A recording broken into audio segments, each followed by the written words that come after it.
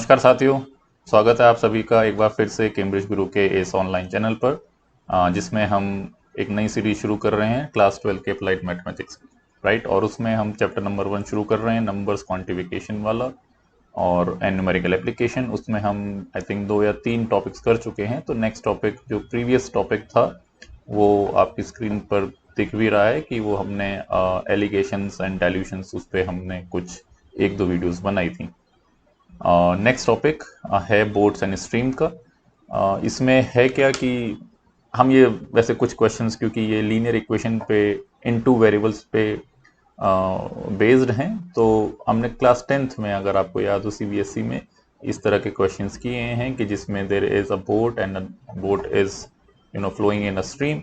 तो उसमें 2 तरह की वेलोसिटी होती है, एक अप स्ट्रीम और एक डाउन स्ट्रीम। ठीक है, तो हमें कुछ कभी कभी ऐसा होता है कि डिस्टेंस निकालना पड़ता है 2 पॉइंट्स के बीच का, जहाँ पर ये बोट जा रही है और फिर वापस आ रही है, या फिर इन दोनों की हमें स्पीड दी होगी और हमें टाइम चाहिए, राइट। तो जैसा कि आप सब जानते हैं कि speed is equal to distance upon time है। तो इस इक्वेशन में 3 वेरिएबल्स हैं हमारे पास, स्पीड, डिस्टेंस और टाइम। तो इन 3 में से 2 की हमें वैल्यू दी होगी और तीसरा वेरिएबल हमें निकालना होता है। वो तीसरा वेरिएबल टाइम हो सकता है, डिस्टेंस हो सकता है, या फिर स्पीड हो सकती है। और इसमें 2 वेरिएबल स्पीड में ही हमने इस बोट्स एंड स्ट्रीम में आ जाते हैं। वो स्पीड या तो बोट की निकलवाएगा या फिर स्ट्रीम की निकलवाएगा, राइट। फिर उसमें और भी कॉन्सेप्ट आए थे कि what is the average time और the average speed of the boat और average speed of the stream. Stream की स्पीड तो खैर सेम ही रहेगी, तो बोट की बात आती है जहाँ तक कि एवरेज स्पीड की बात है। तो चलिए शुरू करते हैं। तो आपके सामने एक पिक्चर है जिसमें एक आदमी है जो नाव को ऊपर ले जा रहा है, that is called up stream, और एक है कि डाउन स्ट्रीम जिसको नीचे आ रहा है। तो इसमें ऊपर नीचे तो होता नहीं है, क्योंकि नदी ऐसे तो बहती नहीं है, हमेशा ऐसे बहती है। तो अप स्ट्रीम का मतलब ये होता है कि जब आप नदी के अगेंस्ट में, रिवर के अगेंस्ट में जब आप फ्लो कर रहे हैं, तो that is called up stream.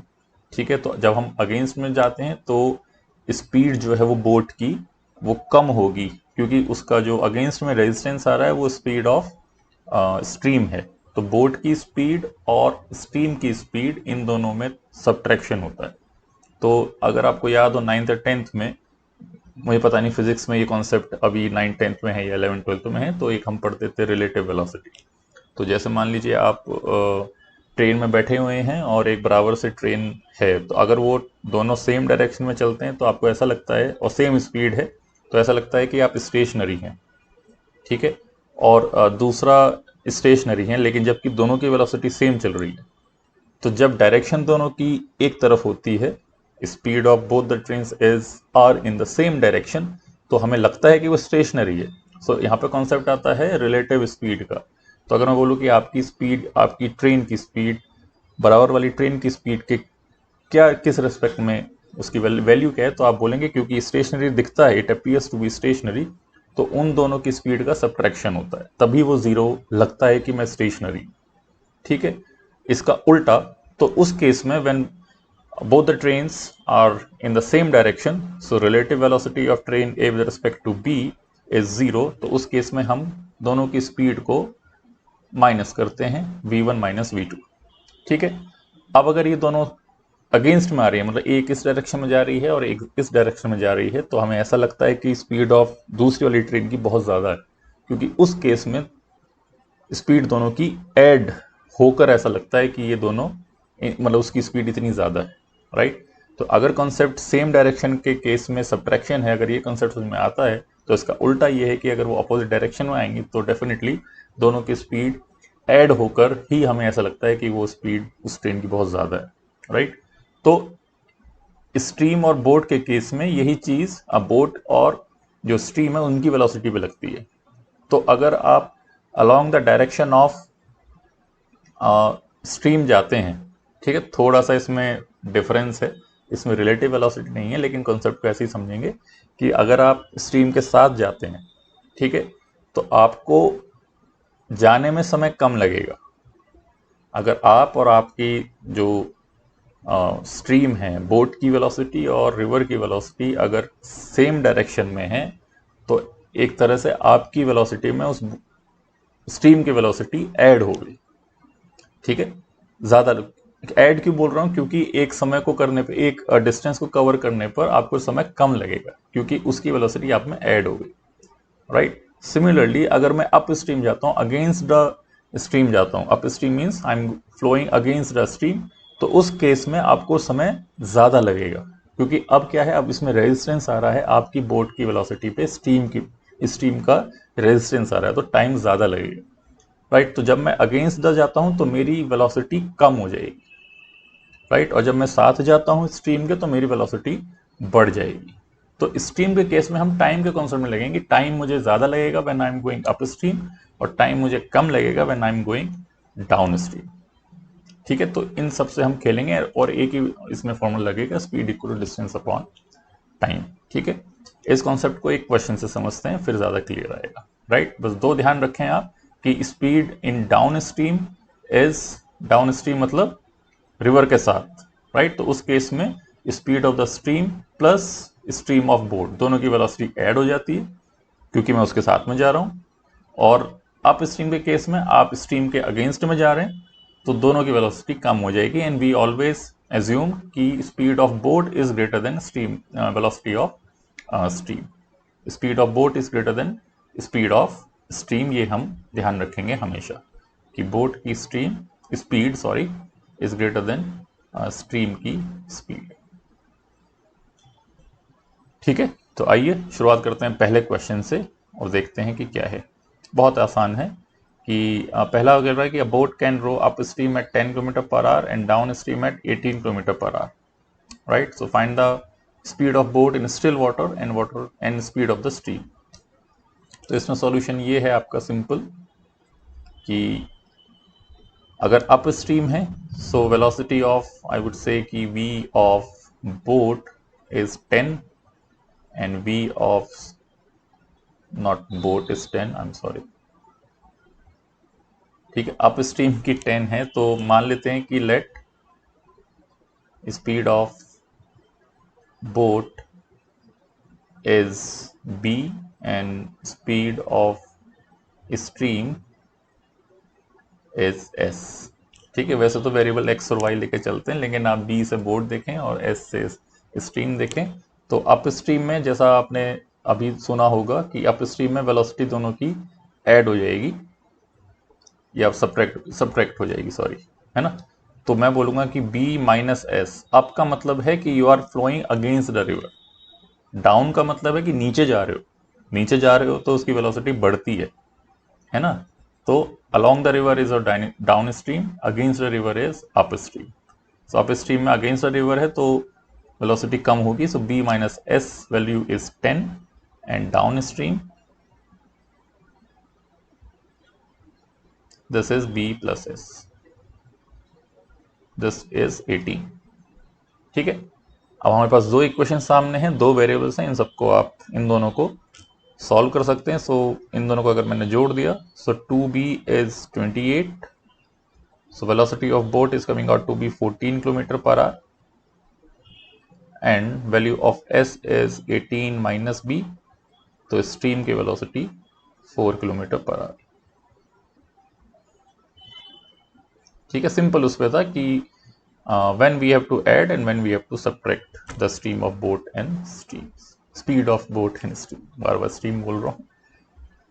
चलिए नेक्स्ट क्वेश्चन है, the speed of a boat in still water is 12 kilometre per our.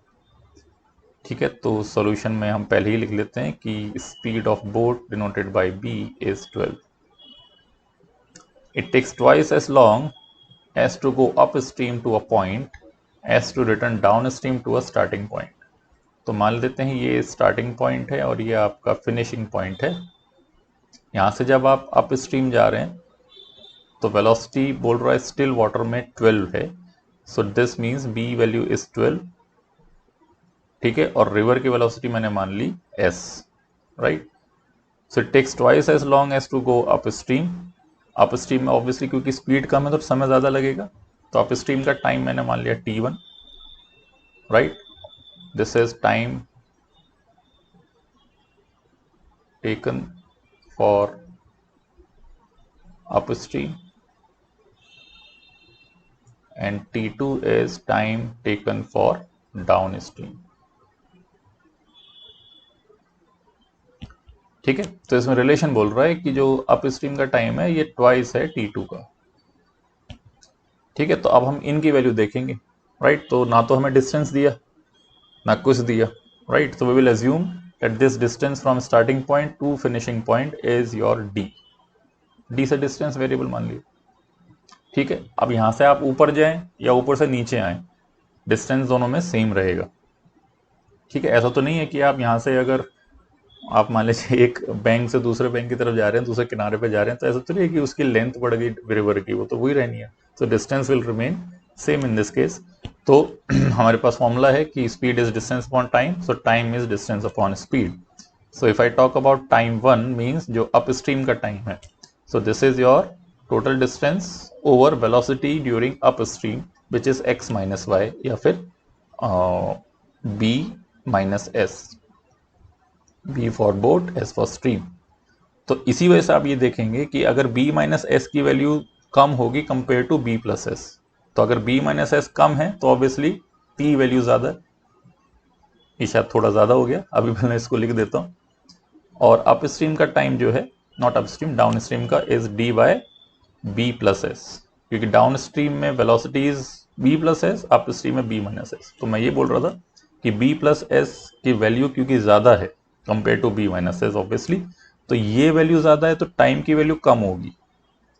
इस तरह भी समझ सकते हैं कि मुझे अप स्ट्रीम में ऐड करना है या डाउन स्ट्रीम में ऐड करना है, दोनों की वेलोसिटी। ठीक है, तो क्योंकि डिनोमिनेटर ज़्यादा है तो T2 कम है, डाउन स्ट्रीम में टाइम कम लगेगा। ठीक है, और वैसे ही अप स्ट्रीम में क्योंकि B माइनस एस की वैल्यू कम है तो T1 की वैल्यू ज़्यादा होगी, तो टाइम ज़्यादा लगेगा। ऐसे भी समझ सकते हैं अप स्ट्रीम डाउन स्ट्रीम का कॉन्सेप्ट, राइट। तो इन दोनों में रिलेशन दिया हुआ है that this d over b minus s is twice of d over b plus s। ये वाला जो रिलेशन था इसको यूज कर लिया, सो d से d get cancelled out, we remain with 1 over, we can put the value of b, so speed of boat in still water is 12। okay, so this is 12 minus s is equal to 2 over b plus s। b को हमने 12 रख दिया, sorry, this is 12 plus S. तो cross multiplication से 12 plus S is equal to twice of 12 minus S, simple है। So 12 plus S is equal to 24 minus 2s, तो यहां से 3s is equal to 2s को इधर लाया और 12 को उधर गया, तो 3s is equal to 24 minus 12। Variable को एक तरफ रखूंगा, कांस्टेंट दूसरी तरफ ले जाऊंगा, सो 3s इज इक्वल टू 12, तो s की वैल्यू आ गई 4। तो स्ट्रीम की velocity is 4 kilometre per our. और आंसर में स्पीड में यूनिट लिखना मत भूलिएगा, क्योंकि अगर बाई चांस आपके 100 से 100 नंबर आ रहे हैं तो एग्जामिनर ये भी देखते। ठीक है, तो 4 किलोमीटर पर आवर ये यूनिट जरूर रखिएगा। कटने को वैसे नहीं काटने चाहिए, लेकिन फिर भी 100 मतलब होता है कि कोई भी गलती नहीं है, तो ये थोड़ी गलती तो है कि what is this S. Okay, right. तो इसको एक बार आप देख लीजिए फिर से, आगे चलते हैं। Pause the video and you can look to this again. Next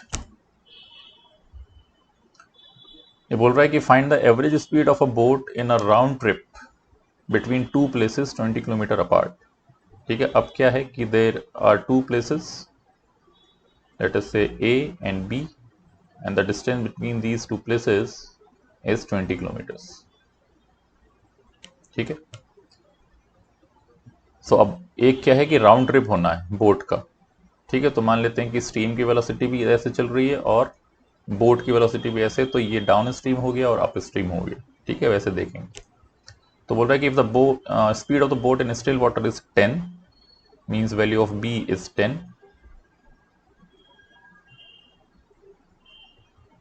and the speed of the stream is 5 kilometre per hour. Stream की velocity is 5 kilometre per hour. ठीक है, तो एवरेज वेलोसिटी क्या हुई बोट की, ये बोल रहा है, right. So please remember, make a note of it. Note क्या है कि always remember the formula for finding out the average velocity, और ये हर केस में चलेगा। हर केस का मतलब है कि जरूरी नहीं है कि बोट और या स्ट्रीम वाले क्वेश्चन में, ये क्लास 11 में भी आ सकता था क्वेश्चन कि find the average velocity if I am going from one place to second place, right, my destination, I haven't given the distances, just speeds are given. Okay, so वो भी question करने को कर सकते हैं, मैं टाइम मिलेगा तो करवाऊंगा, लेकिन फिलहाल इस पर नोट करते हैं कि क्या कि वैल्यू और the formula of average velocity या average speed is total distance over total time. ये बड़ा आसान लगता है फॉर्मूला, लेकिन है भी आसान, लेकिन समझने में थोड़ी सी दिक्कत हो जाती है बच्चों से। वो क्या होती है कि टोटल डिस्टेंस सर की ये तो ऐसे ही लिखा हुआ है, स्पीड का मतलब क्या होता है, डिस्टेंस अपॉन टाइम, ठीक है, लेकिन इतना आसान नहीं है जितना आपको लग रहा है। आसान इसलिए नहीं है क्योंकि हमें इसमें सेपरेटली टोटल डिस्टेंस निकालना होता है और सेपरेटली टोटल टाइम निकालना होता है। मीनिंग ये, इस वाले क्वेश्चन में देखते हैं कि अगर मैं बोलूं कि मुझे एवरेज वेलोसिटी निकालनी है, तो लगता है ऐसा है कि अच्छा, कि अगर अप स्ट्रीम की वेलोसिटी अगर मैं निकालूं, इसमें velocity of upstream is B minus S, ये वैल्यू हमें दी गई है 10 और 5, so 10 minus 5 is 5 kilometre per hour, ये अप स्ट्रीम की वेलोसिटी आ गई। So velocity of downstream क्या होगा, बी प्लस एस, दोनों की वेलोसिटी हमें दी गई है, तो ये हो गया 10 प्लस 5 विच इज 15। ठीक है, तो अप स्ट्रीम की 5 आ रही है, डाउन स्ट्रीम की 15 आ रही है, तो एवरेज क्या आया इन दोनों का, 15 प्लस 5 डिवाइड बाई 2 10 आना चाहिए। अगर मैं बोलूँ कि सर एवरेज वेलोसिटी इसकी क्या आ गई, 10 आ गई, तो ये गलत है। बस यही दिक्कत है, क्योंकि एवरेज स्पीड का formula average of two speeds नहीं है। एवरेज स्पीड का formula average of two speeds नहीं है। ये क्या है, टोटल डिस्टेंस और टोटल टाइम, कि जाने में और आने में टोटल डिस्टेंस कितना कवर हुआ और जाने और आने का जो टाइम है वो कितना है, तब निकालेंगे आप एवरेज स्पीड, ना कि स्पीड का एवरेज निकालें। ठीक है, ये फर्क है बस, right. So upstream downstream velocity are there, but we won't find the average of these two velocities. ठीक है, तो हम क्या निकालेंगे, we will first find out the total distance. Okay, तो देखो दोनों कितने अपार्ट थे, both the destination are 20 kilometres apart, so I will say that total distance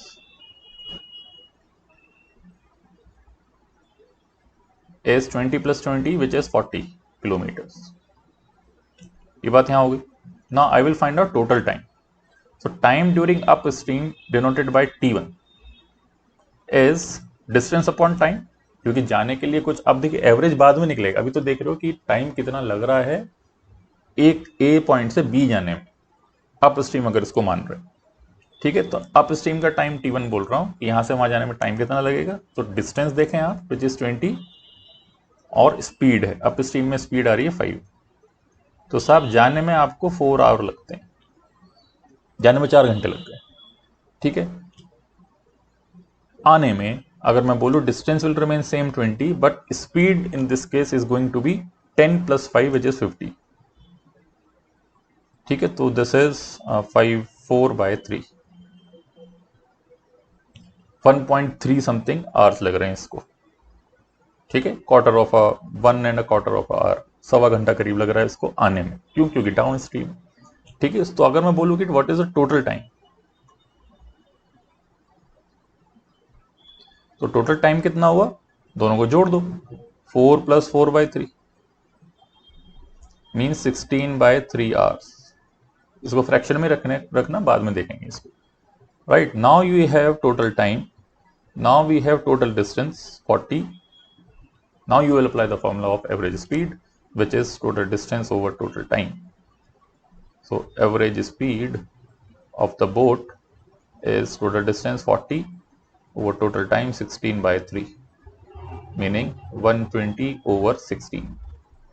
ये शायद 8 से जाएगा, this is 15 over 2 which is 7.5 kilometres per hour. तो अब आप देखेंगे कि जो सही तरीका है उससे तो वेलोसिटी, एवरेज वेलोसिटी आ रही है 7.5 किलोमीटर पर आवर, लेकिन जो आप एवरेज निकाल रहे थे दोनों का, है ना, कि आपने ऐड किया दोनों वेलोसिटी को 15 + 5 और फिर डिवाइड बाई 2 किया, तो तब एवरेज वेलोसिटी उस फॉर्मूले से आ रही थी 10। तो वो गलत है, ये ठीक है ना। और वो क्यों है? क्योंकि स्पीडों को एवरेज नहीं निकालना, आने और जाने में टोटल कितना लगा समय। अगर आप मानते हैं कि let us say you are moving from Chandigarh to Delhi, है ना, चंडीगढ़ से घर से गए, दिल्ली पहुंचे, मान लेते हैं 200 किलोमीटर की दूरी है, तो कितना टाइम लगा, और फिर वापस आ रहे हैं तो कितना टाइम लगा। तो एवरेज वेलोसिटी क्या रही होगी मेरी, उसका ये मतलब है। ऐसा नहीं है कि आप जगह जगह जा रहे हैं और वेलोसिटी को ऐड कर रहे हैं फिर divide by number of velocities कर रहे हैं, ऐसा नहीं है ना। हो सकता है कि कहीं चाय पानी रुकने पीने के लिए रुक गए हों, है ना, तो वेलोसिटी 0 आ रही है लेकिन आप उसको भी काउंट कर रहे हो। मेरे ख्याल में ज़्यादा एक्सप्लेन कर दिया मैंने, ठीक है। तो इस तरह का ये भी क्वेश्चन आ सकता है। एक क्वेश्चन और कर लेते हैं, वो भी शायद इसी तरीके का है कि a swimmer whose speed is swimming in swimming pool is 4 kilometre per hour, he swims between 2 points in a river and returns back to the starting point. Again we have been given 2 points. इसका मतलब है क्या कि distance same रहेगा और swimmer की speed क्या है 4 kilometre per our. So boat की बी से ही उसको डिनोट करूंगा मैं 4 किलोमीटर पर आवर। बोट हो या स्विमर हो हम उसको वैसे ही देखेंगे। He took 10 minutes more to cover the distance upstream than downstream. So T1 is upstream में 10 मिनट ज़्यादा है किससे, डाउनस्ट्रीम वाले में, and that time is T2।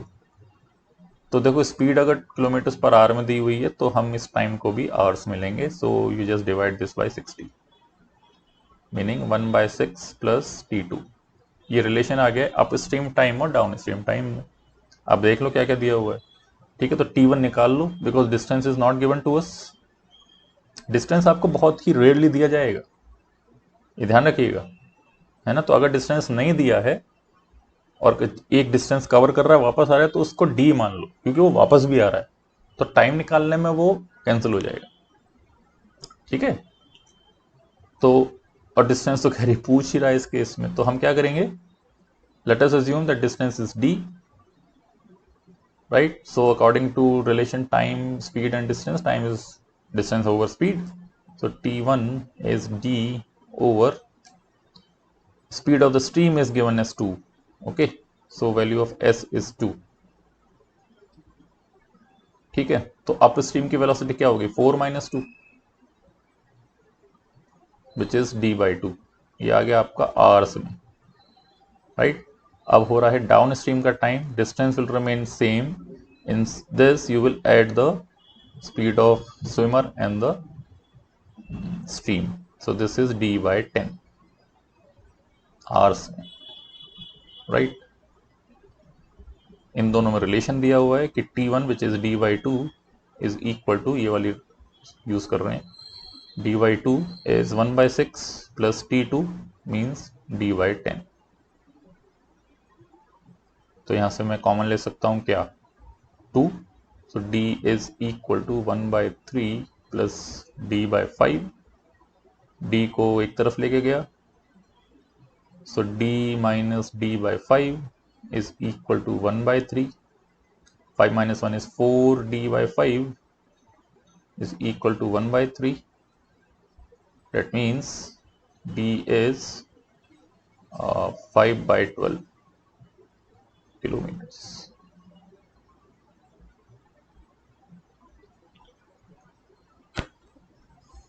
ठीक है।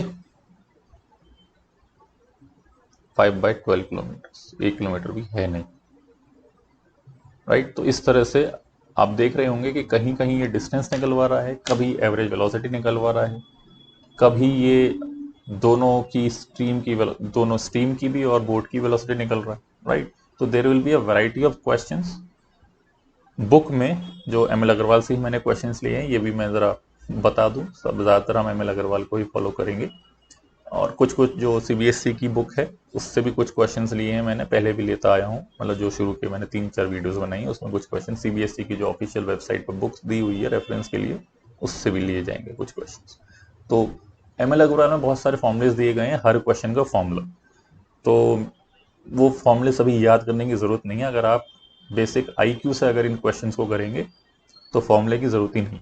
अगर बेसिक कॉन्सेप्ट समझ में आता है कि मुझे एवरेज वेलोसिटी किस तरह निकालनी है, अगर रिलेशन टाइम में दिया हुआ है तो मुझे टाइम निकलवाना है अलग अलग, डिस्टेंस नहीं दिया गया है तो उसको एज्यूम कर लेना है डी, तो कहीं कहीं वो डी कैंसिल भी हो जाता है और कहीं कहीं डी निकलवा लेगा। ठीक है, तो 3-4 वैरायटी है क्वेश्चंस की जो मैंने आपको करवा दी। ठीक है, कभी कभी रेशो भी दे देगा, उस रेशो के टर्म्स में आ जाएंगे कुछ क्वेश्चंस, तो घबराना नहीं है कि उसने हर क्वेश्चन के बाद फॉर्मुले दिए गए हैं तो मुझे सभी फॉर्मुले याद करने, बिल्कुल भी नहीं, मैंने एक भी फॉर्मुला यहाँ याद नहीं करवाया, बस थोड़ा एवरेज वेलोसिटी का थोड़ा कॉन्सेप्ट बताया, तो उसको जरा देखें अलग से। बाकी मेरे ख्याल में इतना काफ़ी है as far as boats and streams is concern. तो अभी के लिए इतना ही, जल्द ही मिलते हैं एक नए टॉपिक पे, तब तक के लिए नमस्कार, अपना ध्यान रखें, थैंक यू, बाय।